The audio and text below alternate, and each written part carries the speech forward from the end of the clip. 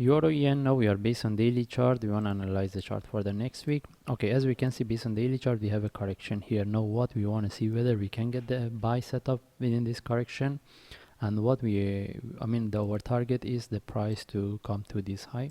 That means if we get any buy setup from this correction, what we expect the price come to this level. But the only thing is how deep this correction can go.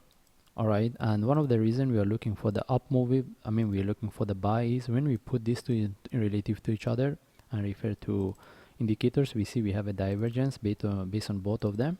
Okay, that's why we are more interested in the up move, and we want to see whether we can get the buy from this correction.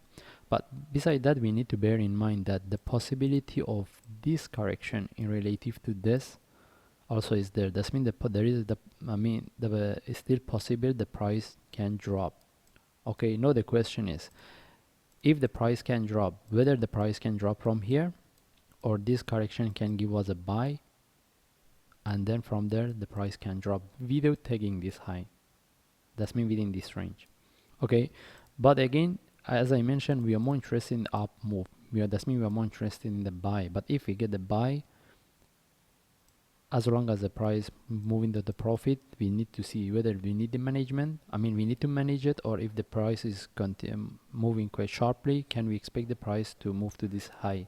Okay, this is just for additional information that if we look at any buy from here, we need to know that there is another option, that there is a correction within this in relative to this. That means the possibility of the price can drop is there. That's why if we get any buy setup first, we need to get the if we get any buy, we need to have a buy setup. The second, we need to see how it's moving.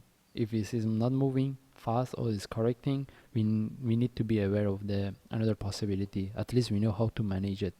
In this case, we move to 4-hour chart. Okay, as we can see, based on 4-hour chart, the price is correcting. Now the question is again, how long we will be within this correction and how deep it can go. All right, and what we want to know, is if we're looking for buy, we want the price to break this trend line before we get the buy. That means the price should break the trend line, we get the correction, then we look for buy. And if we get if we get the correction, then we take the buy. We should have the buy setup, then we take the buy. But are we going to buy within this range? Not. We are not. If we are not going to buy below the trend line, because we said how long we will be within this correction, we are not sure. Okay, in this case, we move to 1-hour chart. All right, as we can see, based on the 1-hour chart, the price correcting and dropping, and now again, how long this can continue, we are not sure. But do we need to look for sell setup? It depends on the traders. But any sell we get within this correction, or similar to what we have here, we should consider as a short-term sell. As long as we get into the profit, we should manage it, because based on higher time frame, we are looking for the up move.